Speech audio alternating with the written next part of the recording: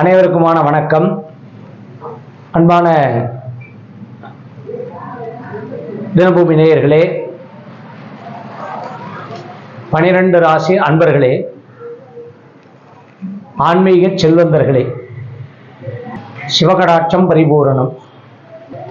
கணபதி என்றிட கலங்கும் வல்வினை, கணபதி என்றிட காலனும் கைதொழும், கணபதி என்றிட கருமம் ஆதலால், கணபதி என்றிட கவலை தீருமே.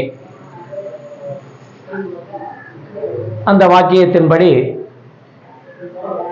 இந்த குரோதி வருஷம் தை மாதம் அப்படின்னு சொல்லக்கூடிய மகர மாதம் 14/1/2025 முதல் 12/2/2025 தை மாதம் 30 நாட்கள். இந்த தை மாதங்கிறது என்ன ஒரு சிறப்பு அப்படின்னா, 12 மாதமே சிறப்பு தான். ஆனால் தை மாதம் விசேஷமான மாதம். இது மகர முகூர்த்த மாதமாக வச்சுக்கிறது. இந்த மாதத்தில் சுப முகூர்த்த நாட்கள்லாம் இருக்குது. வளர்பிறையில் இருக்குது, தேய்பிறையில் இருக்குது, எல்லா விஷயத்திலையும் இருக்குது.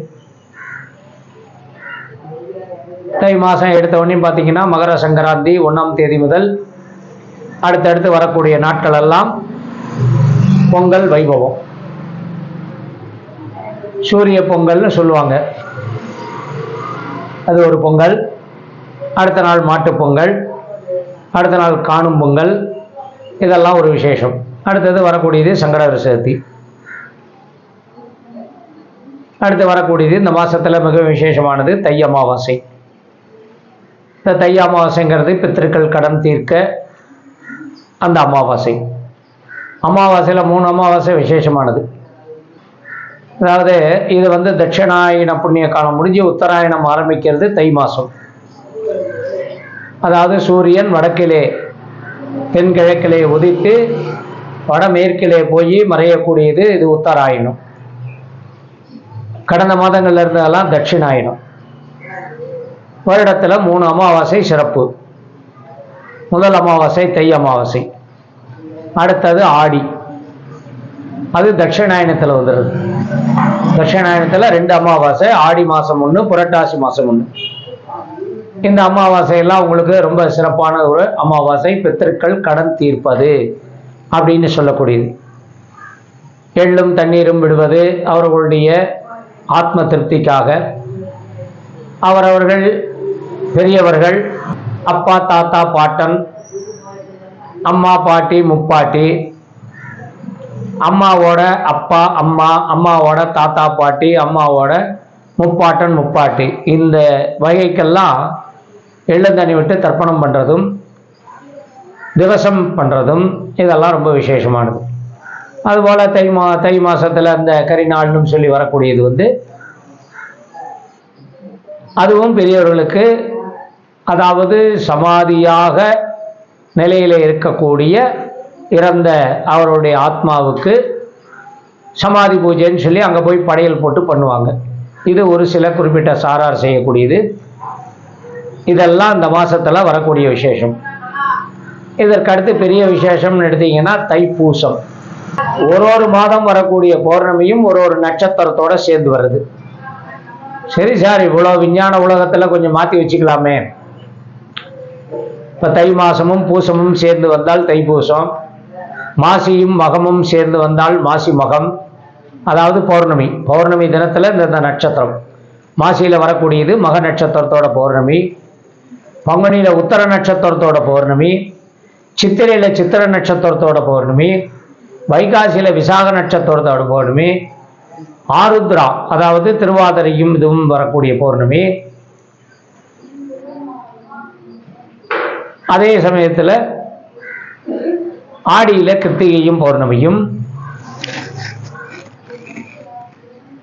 ஐப்பசி மாதத்தில் அது ஒரு மகா பௌர்ணமின்னு சொல்லக்கூடியது, அன்னாபிஷேக பௌர்ணமி, பரணி அஸ்வினி அந்த நட்சத்திரம் சேர்ந்து வரக்கூடியது. கார்த்திகையில் உங்களுக்கெல்லாம் தெரியும் கிருத்திகை நட்சத்திரமும் பௌர்ணமியும், மார்கழியில் திருவாதிரையும் பௌர்ணமி. இந்த நட்சத்திரங்கள்லாம் ஒரு கடவுளுக்கும் ஒரு தெய்வத்துக்கும் மிகவும் விசேஷமாக செய்யும். அந்த வகையில் இந்த தைப்பூசம் அப்படிங்கிற பேர்லேயே இருக்குது தைப்பூசம். அது பௌர்ணமி அன்னைக்கு வரும். இந்த தைப்பூசம்ங்கிறது முருகப்பெருமானுக்கு எப்படி நம்ம சபரிமலைக்கு மாலை போட்டு மலை ஏறி எழுமுடி கட்டி மலை ஏறி நம் சாமியை பார்த்துட்டு வரோமோ, அந்த மாதிரி இந்த தைப்பூசத்துக்கு பழனியில் பெரிய விசேஷம். அதுக்கு என்ன பண்ணணும்னா 36 நாள் 48 நாளுக்கு முன்னாடி குறைஞ்சது 12, அதுக்கு மேலே 24, அதுக்கு மேலே 36, அதுக்கு மேலே 48 எல்லாம் பாருங்கள் 12இன் பெருக்கமாக வரும். இந்த நாட்டில் முருகனுக்கு மாலையிட்டு நடைப்பயணமாகவோ இல்லை வண்டி வாகனங்கள்லேயோ பழனிக்கு போய் பழனி மலை முருகனை தரிசனம் செய்துவிட்டு வரணும். பால் காவடி, பன்னீர் காவடி, இந்த காவடி எல்லாம் எடுத்து சில ஊர்களில் முருகன் ஆலயத்தில் அக்னி பிரவேசம் பண்ணுவாங்க. அதாவது அக்னி குண்டம், தீமிதி திருவிழா படம்.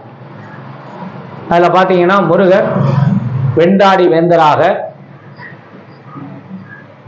முதல்ல எடுத்த உடனே சாமி அந்த பூக்குண்டத்தில் இறங்கும், பூக்குழியில் இறங்கும், அக்னி குண்டத்தில்.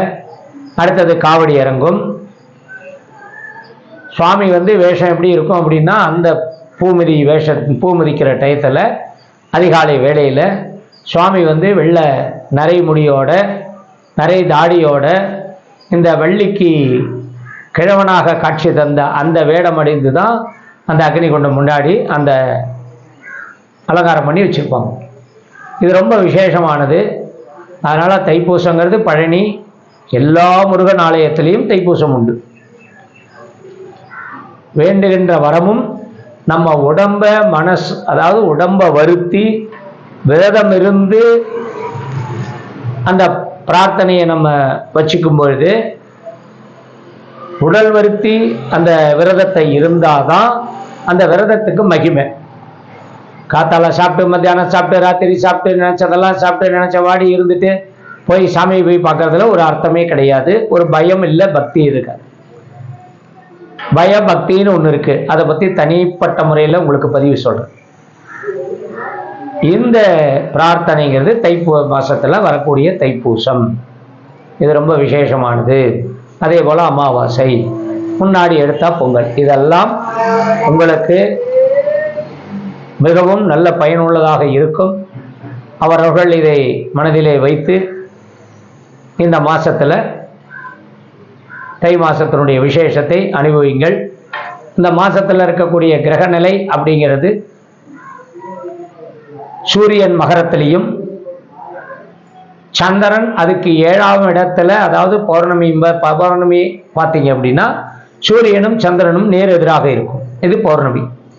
7ஆம் இடத்துல கடகத்தில் சந்திரன் ஆட்சியிலிருந்து இந்த மாசத்தை ஆரம்பிக்கிறது. கடைசியில் முடிவு கடகத்தில் தான் முடிக்கிறது. செவ்வாய் கடகத்தில் வக்கரகதியாய் இருந்தவர் இப்போ அதே செவ்வாய் கிரகம் மிதுனத்தில் வக்கரகதியாக அந்த மாதம் போறாரு.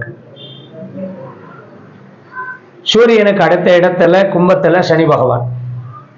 அந்த சனி பகவானோட இந்த சுக்கிரன் மாதத்தினுடைய 15 நாட்கள் பின்னாடி மீனத்தில் சுக்கிரன் பிரவேசமாகி உச்சகதிக்கு போகி அங்கே ஏற்கனவே இருக்கக்கூடிய ராகுவோட, மீனத்தில் இருக்கிற ராகுவோட சேர்க்கை. ரிஷபத்தில் குரு வக்கரகதி பூரா இந்த மாதம் பூரா வக்கரகதியிலிருந்து மாதத்தினுடைய கடைசி நாள் குரு வக்கர நிவர்த்தியார். கன்னியில கேது. இது அத்தனையும் கிரக நிலைமையாக உங்களுக்கு தெரிவித்து இது எந்தெந்த ராசிக்கு என்னென்ன பலனை கொடுக்கிறது, 12 ராசிக்கு உண்டான பலனை இப்பொழுது பார்ப்போம். தன்மானமிக்க, தன்னம்பிக்கையுள்ள, தன் கையே தனக்குதவி, தன் வேலையே தனக்கு சிறப்பு அப்படின்னு நினைச்சிட்டு இருக்கிற தனுசு ராசி அன்பர்கள் இந்த மாசத்துல இதனுடைய பலன்தான். அனைத்து வயதினருக்கும் தன்னம்பிக்கை வீண் போகாது. அதே போல தன்னலம், உங்களுடைய சுயநலம், தன்னலம் எப்போதுமே பாதுகாக்கப்படும். அடுத்தவர்களுக்கு விட்டு கொடுத்து போய் தான் நீங்க இந்த வேலைகளெல்லாம் செய்யணும் அப்படிங்கிற விஷயம் கிடையாது. இந்த மாதம் உங்களுக்கு பல இடங்கள்லேருந்து, பல பேர்கிட்டருந்து, பல விஷயங்கள்லேருந்து உங்களுக்கு நிறைய ப்ரெஷர் வரும். அது பணம் படைத்தவர்களும் சரி, சாதாரண வேலையில் இருக்கிறவங்களும் சரி, இல்லை வேலையே கிடைக்கல சும்மா தான் இருக்கேங்கிறவங்களும் சரி, ஒரு அமைதியையும் சில மேம்போக்கான எண்ணங்களையும் இந்த மாதத்தில் இந்த சந்திரன் கொடுக்குறார். அதாவது இந்த மாசம் உங்களுக்கு சந்திராட்டமத்தில் தான் ஆரம்பிக்குது.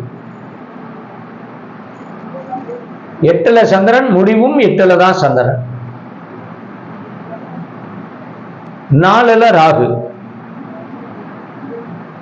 3ல சனி சுக்கிரன், அப்புறம் 4ல ராகு சுக்கிரன், 2ல சூரியன், சூரியன் புதன், அப்புறம் புதன் சனி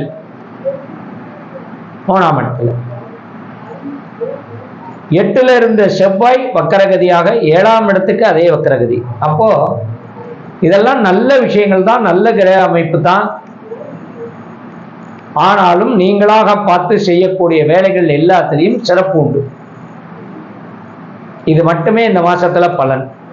நீங்க என்னவா இருக்கணும்னு நினைக்கிறீங்களோ அதாவே இருப்பீங்க. என்ன செய்யணும்னு நினைக்கிறீங்களோ அதுதான் உங்களுக்கு செயல். வேலை இழப்புங்கிறது அதிகபட்சம் இந்த தனுசு ராசிக்காரங்களுக்கு வேலை இழப்பு மேக்சிமம் வராது. ஒரு இடத்துல வேலைக்கு போனா அடுத்து சம்பளம் பத்தலை, இல்லை வேலை ஜாஸ்தி, வேலை பளு ஜாஸ்தி, இல்லைன்னா வேலையில் ஏதாவது டார்ச்சர் அப்படின்னு ரொம்ப முடியாத பட்சத்தில் தான் வேற இடத்துல வேலை மாற்றுவீங்க. இல்லைன்னா உங்களுக்கு என்ன இருக்கு, எந்த கவலையும் கிடையாது.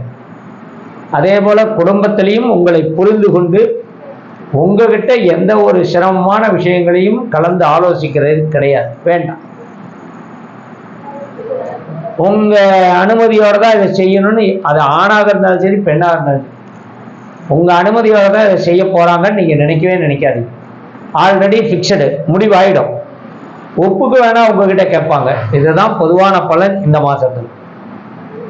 படிக்கக்கூடியவர்களுக்கு படிப்பு பெரிய ஒரு அச்சீவ்மெண்ட்லாம் கிடையாது, அதுல பெரிய ஒரு குறைபாடும் கிடையாது, ஓரளவுக்கு நிதானமா நார்மலா இருக்கும்.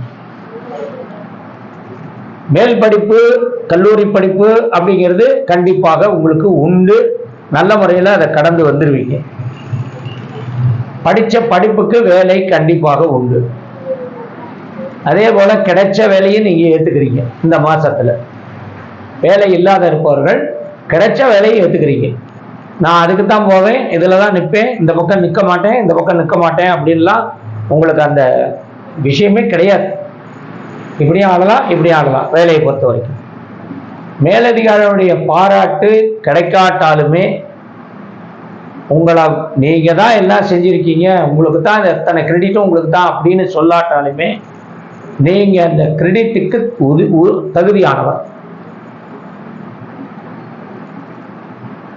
6ல உங்க அதிபதி 6ல தான் இருக்கார். பொதுவா பலன் சொன்னா அதுதான்.